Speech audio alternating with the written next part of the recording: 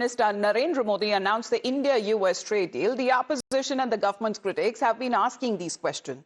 What is in this deal? What is the fine print? Has India compromised on its core interest? And has India given away as far as when it comes to the priorities of the government is concerned? Because the government has now put out key details of the very framework of an interim agreement between India and the US on the trade deal.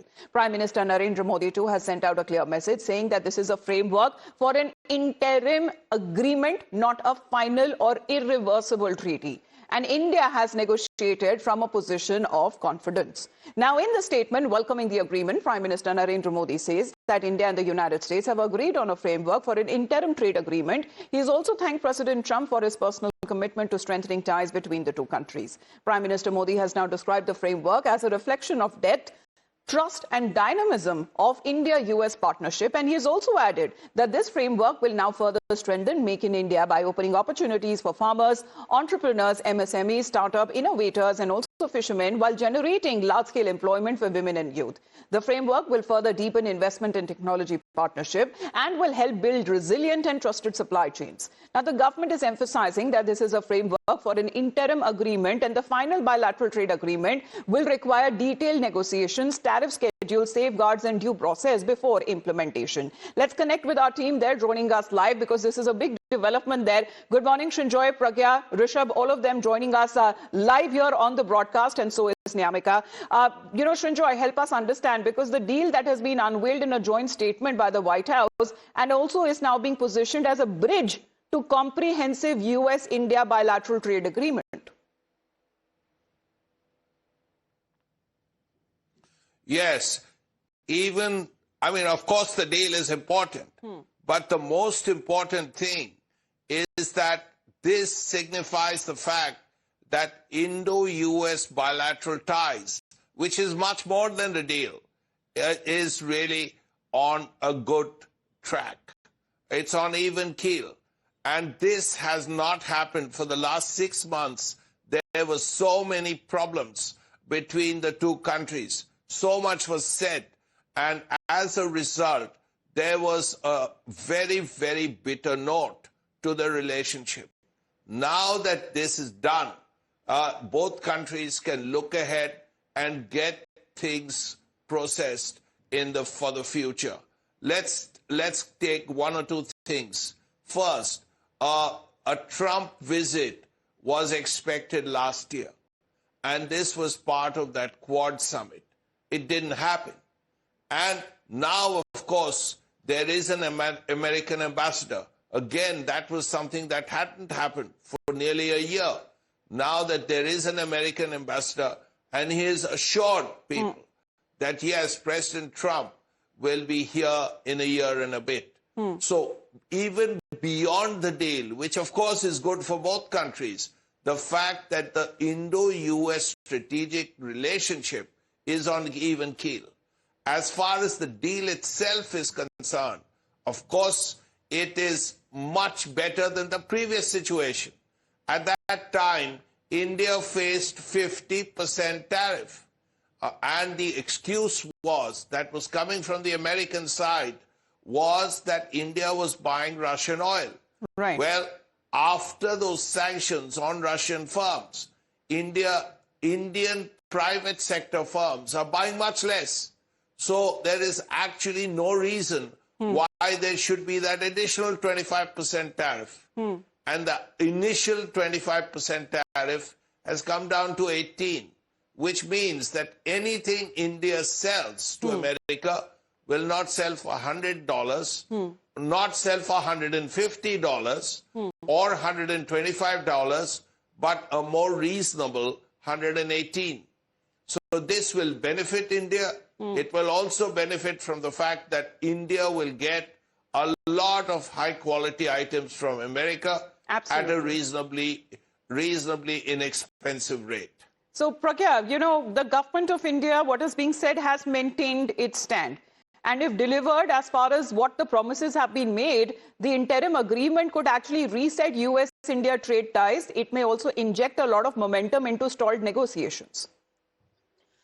Absolutely, Amita. And in fact, the commitment that has been made by India to its farmers and to the rural livelihood people, they have been completely protected. In fact, the dairy products, agricultural products like maize, wheat, rice, soya, poultry, be it milk or cheese, tobacco, certain vegetables and meat, they all are protected under this particular deal. So no point for opposition to raise any heckles over this particular deal. But having said that, this will also ensure greater market. In fact, remember, US is the largest economy of the world. This is going to open its market to Indian products, especially MSMEs and key sectors such as textile, apparel, and footwear, be it leather, be it plastic, rubber products. Everyone will get a major chunk of share in that. Not just that, we are also gaining on front of the production of as far as aircraft parts are concerned. And in fact, one of the most important part, Amita, here is that this is also not the final deal as of yet. There are some negotiations that are need to be done, and government and US and India both agree that they may modify their commitments as and when it comes about the tariff. And also India is going to request that United States continue to work to lower tariffs on Indian goods. So yes. 18%, yes, lowest as compared to other neighboring countries, but it can lower further as well as far as we progress towards the deal. So a very important point, and in fact, one of the important points that the opposition was raising is that 500 million US energy products that we are going to consume. But this particular US agreement says that this is not for 1 year. This is for over the next 5 years. So it doesn't make much of a sense. Because coming together of US and India, it signals despite global trade headwinds, two of the major economies are now willing to meet in the middle. And for India, the tariff rollback, Rishabh, marks the sharpest easing of US trade barriers in years. And for Washington, it also delivers long-term, that concessions that they have been seeking on market access. Well, Amita, if we talk about India-US relationship, as Aswini Shinjoy was pointing out, it has been turbulent in the last 6 to 8 months, be it Operation Sindoor, be it, things after that, be it the Russian oil purchase by India. Between US and India, there have been a lot of ifs and buts, but India handled it very maturely. We did not see here and there loose statements coming in from Indian administrators, Indian ministers, or Indian leadership as well. We held our ground. The back channel negotiations continued is what we are given to understand, and the result is what we are seeing right now. 18% of tariff on Indian goods in US, slightly lower than the competitors in the region when we talk about Vietnam or Bangladesh. Textile industries are going to definitely get benefit from this. Other industries as well. Yes, there is a lot of talks about Russian oil or the reduction of tariffs on the American goods in India. Even if we see reduction of tariffs on US goods in India, what are these goods? Agriculture, one sensitive sector if we talk about. Yes. Relaxation has been given on fruits like apple, that if we do not import apples, the prices of apples in India will skyrocket because our consumption is way higher than our production. Then the tree nuts, we do not grow them, in majority of the country. So basically, Rishabh, you're pointing out that India has fully protected sensitive agriculture and dairy products as far as wheat, rice, soya, poultry, milk, cheese, that is now being said, as no duty concessions has been granted to the US on these goods under the trade agreement, which is an interim one. On part of the opposition, Nyamika, what questions now that they seem to be raising? Well, the opposition is maintaining its stand. The way in which reactions are coming in, they are basically making this allegation against the government of India, against the BJP government, stating that it is not just an outcome of the talks. It is basically an order which has been given by the United States, which the Indian government has agreed to follow upon. And for that reason, they are also seeking a discussion within the parliament. They are basically making this allegation against the BJP government that it has basically surrendered before the United States. We have seen that how the various opposition leaders have reacted over the trade deal which is being signed between the United States and India. And the question question which they are arising here is that why the industrial as well as the agricultural sector has been wide open for the United States. There is being mentioned in this particular trade deal that either there will be a huge reduction in the tariffs or they will be completely eliminated. So all of these questions are being put forward by the opposition leaders,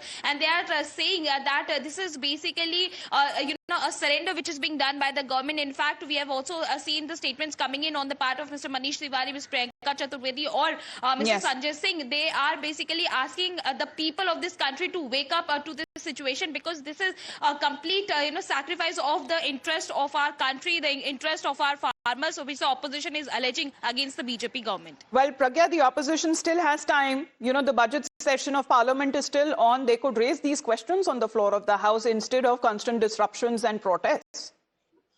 Amita, the problem is the intention of the opposition. In fact, when they demanded a statement by Mr. Piyush Goyal, he came to both the houses, but he was not listened to. In fact, the opposition was shouting and protesting, and there were chaotic scenes. And amid that particular protest, Mr. Piyush Goyal explained the deal to them, and no one in the opposition was listening to Mr. Piyush Goyal. And in fact, there have been certain doubts and suspicions that have been raised by many of the opposition leaders on whether India is going to open the agriculture sector or not. Time and again, even in the first statement of Mr. Piyush Goyal, he explained that no interest of India has been compromised in this particular trade deal. And in fact, the details, the joint statement has explained how neither of the millets nor wheat or rice have been compromised. It has not been opened for American markets to explore Indian markets. And in fact, vegetables, fruits, poultry, dairy, they are also well protected. This is a promise that, in fact, Prime Minister Narendra Modi had made to the country, that we are not going to compromise. And this was also one of the contentious point on which the deal was stuck. And India stood its ground. So if opposition wants to listen closely and also read through what well, there needs to be reasoning, there needs to be logic, and the announcement follows days after President Trump had publicly signaled a breakthrough in negotiations with New Delhi, calling the outcome to be balanced and tough but fair. Let's, in the meantime, take a look exactly when it comes to the statements that have been coming in from various quarters there, as far as now India also having,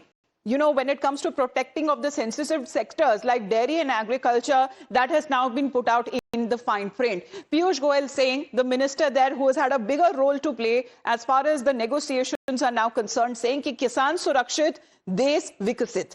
Bharat America व्यापार समझौते में dairy, फल, सब्जियां, मसाले और अन्य अनाजों को संरक्षित किया गया है और इससे घरेलू किसान के हित सुरक्षित होंगे. स्थानीय कृषि को इससे बड़े बाजार में प्रेफरेंशियल एक्सेस से मजबूती मिलेगी और आत्मनिर्भर भारत की दिशा में एक और सशक्त कदम आगे और बढ़ेगा. So this seems to be, as far as Piyush Goyal's statement is concerned, when it comes to the questions and the criticism that mainly had come from the opposition, saying that India has compromised on its sensitive sectors. Prime Minister Narendra Modi calling it as great news for India and the US, saying that we have agreed on a framework for an interim trade agreement between the two countries. I thank President Trump for his personal commitment to robust ties between our countries, and this framework reflects growing depth, trust and dynamism of our partnership. It strengthens Make in India by opening new opportunities for India's hardworking farmers, entrepreneurs, MSMEs, startup innovators, fishermen and more. And it will generate large-scale employment for women and youngsters. India and the US share a commitment to promote innovation, and this framework will further deepen investment and technology partnership between us. The Prime Minister says that this framework will also strengthen resilient and trusted supply chains and will continue with global growth as India moves forward towards building a Viksit Bharat. We remain committed to building global partnership that are future-oriented, empower our people and contribute to shared prosperity. And he seems to have also tagged President Donald Trump in this post as well. So India having fully protected its sensitive agriculture and dairy products as well. That is, as what is being said, no duty concessions has been granted to the US on these goods under the trade agreement, the interim one, and the India-US trade deal now marks a reset and a significant reset in the trade ties, cutting Trump tariffs to 18%, setting the stage for a sweeping bilateral deal amid geopolitical recalibrations that has been taking place.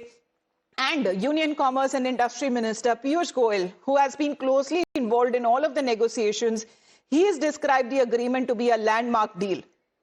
And he said that it will open up a 30 trillion market, a 30 trillion US dollar market for Indian exporters, particularly that benefits the MSMEs, the farmers and the fishermen. So this trade agreement, the interim one, that is also being praised by External Affairs Minister Dr. S. Jaishankar as well. He recently held a meeting with the US Secretary of State Marco Rubio, and he says that the framework for an interim agreement will realize a mutually beneficial India-US trade partnership, and the framework will ensure there is greater market access and opportunities for our exporters. New vistas have now opened up that will further promote Make in India. So that seems to be the very focus as far as Make in India initiative that is now concerned, because Srinjoy, this seems to be the very development that we are looking at. Make in India, there has been no compromise on that. The surge in exports is also expected to generate lakhs of new employment and opportunities also for women and youth across the country. Yes. Yes. These are crucial sectors. Gems and jewelry, pharmaceuticals, IT. These are big areas for India. Now, if there is low tariff on these areas or no tariff, what benefits India is this, that India can sell all these goods to America, which is a very big market, because America's a $30 trillion economy. India is about 4 trillion. So you see the difference. And 300 million people plus in America. So naturally, Indian goods will reach there cheaper. And if it gets there cheaper, then goods from other countries, then naturally India's exports will go up. Yes. And this business of buying $500 billion of goods from America will certainly happen over 5 years. Absolutely, because this deal has unveiled in this joint statement by the White House that is being positioned as a bridge to a comprehensive US-India bilateral trade agreement. Thank you very much, Srinjoy, Pragya, Rishabh and Nyamika for joining us here on the broadcast. In the meantime, speaking of Prime Minister Narendra Modi,